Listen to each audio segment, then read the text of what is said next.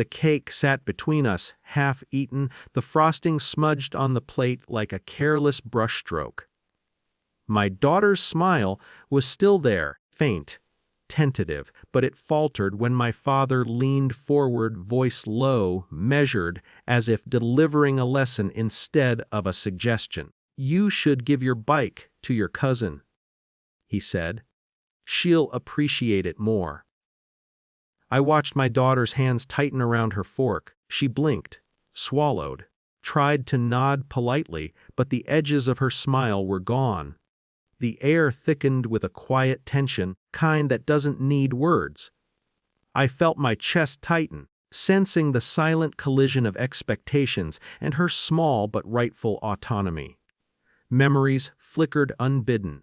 Afternoons when my father's approval came at the cost of someone else's comfort, years of subtle coercion wrapped in advice, family rules passed down like inheritance. And here, in this ordinary kitchen, it was playing out again. I noticed my husband shift in his seat, the scrape of a chair quiet but deliberate.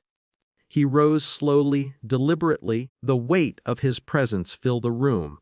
Conversation faltered mid-sentence. Forks paused in midair.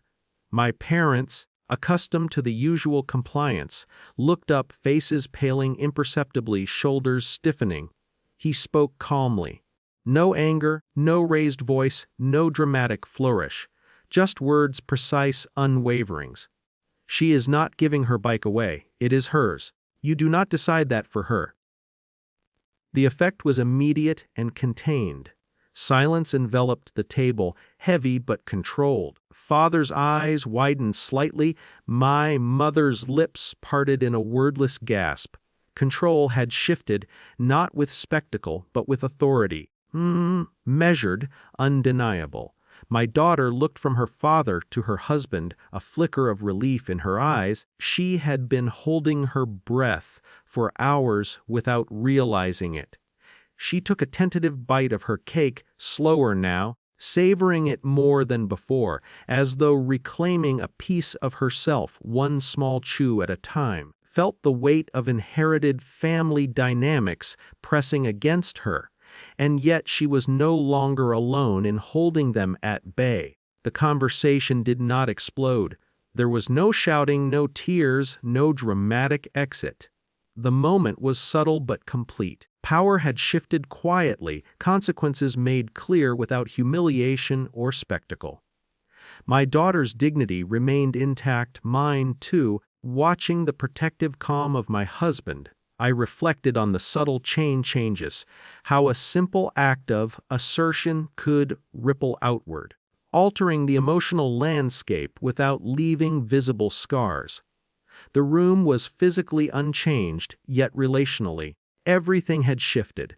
My father still spoke, my mother still watched, but there was a new rhythm now. Silent acknowledgement that boundaries exist even in families built on loyalty and expectation. Later, when the dishes were cleared and the kitchen returned to its usual quiet, I saw my daughter glance at her husband. A brief look, small nod, gratitude unspoken but understood. She had learned that protection and respect could coexist with family obligations. And I, watching from the corner, realized that small, quiet victories often carried the most weight. No one celebrated. No one announced triumph. The understated calm of that kitchen, personal boundaries had been defended, loyalty tempered, and a subtle, enduring shift had taken place.